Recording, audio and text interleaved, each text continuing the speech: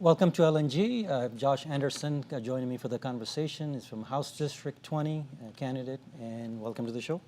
Well, thank you, Jemai. I appreciate you having me here, and of course, I want to thank everyone that's going to be watching, and of course, everyone that's helping put this show on. I really appreciate you having me here. Let's talk a little bit about your district. Since we're having this is a conversation, kind of gives the constituents an idea exactly where your boundaries are of your district and stuff. So I know about it. I just want the viewers to know exactly where you're at. So tell us exactly where the boundaries of the district are first. Okay, so House District 20, it's kind of the gateway into Albuquerque from the east. It starts out in the communities in and around Carnwell. It goes down the central corridor to Eubank, and then it also encompasses kind of the East Mountains to Lomas, Indian School, and up around Manzano High School. So it's a very diverse district, but again, basically from Carnwell down the central corridor to Eubank and up around Manzano High School. Manzano High School, meaning how far does it go up north? It goes north to Indian School and Lomas, where Manzano High School is located, where I went to high school. It's a pretty decent sized district. It's a large district, especially when you incorporate the communities in and around Carnwell. It's a fairly large house district as far as size. And then do you know the approximate population there? The population is about 30,000 total residents that fall within the boundaries of House District 20. And I think it borders Senate District 19, correct? It borders Senator Keller's district. It also overlaps with Senator Sue Wilson Bedford's Senate district. Correct, and she's on the other side, I think Sandia Park area. Yeah, she has a chunk of the House District, and then she goes a little bit further east into the eastern part of the state. Yeah, I'm familiar with her. She was here on the show too. Sure. Tell us what when you're out there. I'm going to ask you why you decided to run and all that.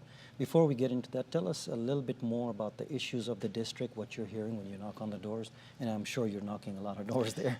I am knocking on a lot of doors. I'm talking to a wide variety of constituents, folks that reside in the district. It's really a mixed bag. What do you hear when you say what are the concerns? Well, I know, especially up in the Carnwell community, a lot of concerns are their water issues, and I know some of those are being addressed, and that's really an issue that those folks have been working with the federal level. When it comes to folks a little bit more within the city, education is a significant issue, healthcare is a big issue, and economic development. And not just economic development talking about good high-paying jobs, but economic development when you're dealing with small local businesses. That east or that Central Avenue corridor, especially around Tramway and Eubank, we lost the movie theater, we lost Albertsons, we've lost a lot of small businesses. We've had a few that have come back in, but that area has really taken a hit over the last couple of years, and we need to figure out a way that we can bring that part of our city back to life, and that's what a lot of people are really, really concerned about. So economic development, you're saying? Sure.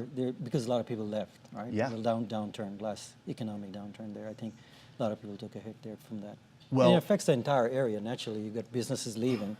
It kind of starts this domino effect, and other people they start moving out of the district, and things happen from there, I think. Well, we've seen, unfortunately in the city of Albuquerque, and State Representative Jimmy Hall just did an op-ed, I think a couple days ago, about, so many businesses and families are leaving the city of Albuquerque, and we're just not replenishing those businesses. And we tend to think, especially when you look at the Central Street corridor, we tend to think of Nob Hill and downtown, and what do we need to do to bring those areas back to life? And that's all extremely important.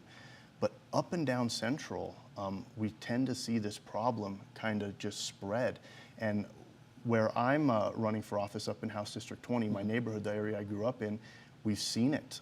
We've seen so many businesses that have thrived there that are picking up. Been there for a long time. That have been there for a long time. Yeah. When I grew up in the district, the movie theater used to be where the Albertsons is now, and that moved. And so now we've lost the movie theater. Dion's moved. Now Dion's is still within the district, and we've brought in a couple great new local businesses that have been able to sustain sustain their businesses in the area.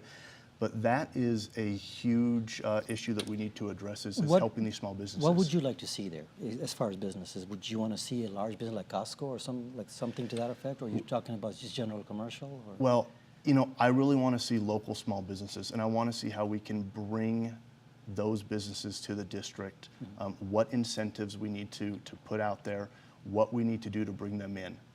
It's great to have large companies and to bring them into our state, good high-paying jobs. Those are extremely important. We have a Costco, we have a Home Depot in my district. We have Sam's Club there and Eubank there. We do, it's Live in close that by. area. We have a Smith's. It's my understanding that I think maybe the Walmart's coming in, so that might already be a done deal.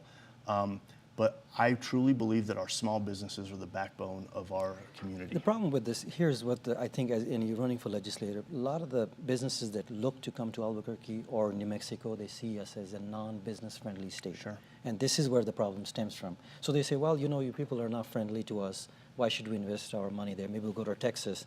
There's no income tax there. We go to Arizona. They're all moving into these, like Tesla is looking to come in. Everybody's trying to bring Tesla in. The governor from Texas is going to San Francisco trying to bring Tesla in. So I think when it comes to small business, I know this is a very large business of Tesla I'm talking about. General small businesses usually reflect what the larger ones are doing. Sure. So if you don't see a Sam's Club coming in or Walmart coming in, people say, well, you know, I don't think I want to go in this area or go in this city because I don't think I'll be able to sustain that business. And I think it has an effect there. And probably what you're aiming at, trying to. No, it is, and I'm all about bringing in, you know, these large businesses to come help sustain our economy, and Tesla's a perfect example. Now you talk about, you know, folks perceive our state as maybe not being as business friendly. And we haven't been. We haven't been for a long time. And I look at it from a neutral point. Sure. I don't see us. Do you see us as business friendly? Well, I think the issue is not whether or not we're business friendly. I think there seems to be where we pigeonhole these companies. You look at Tesla, and you know, I know a lot of people look at tax incentives, corporate tax, personal income tax, and they say that's why we're not getting them. That's why they're going to Texas or California. But Tesla already has a factory in California, so it's not like California is somehow, you know, an area where they're only going because they're business friendly. They're already there.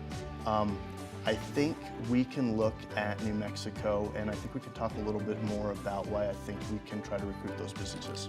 Let me take a short break. We'll come back and we'll talk a little bit more. We'll take a short break. We'll be right back.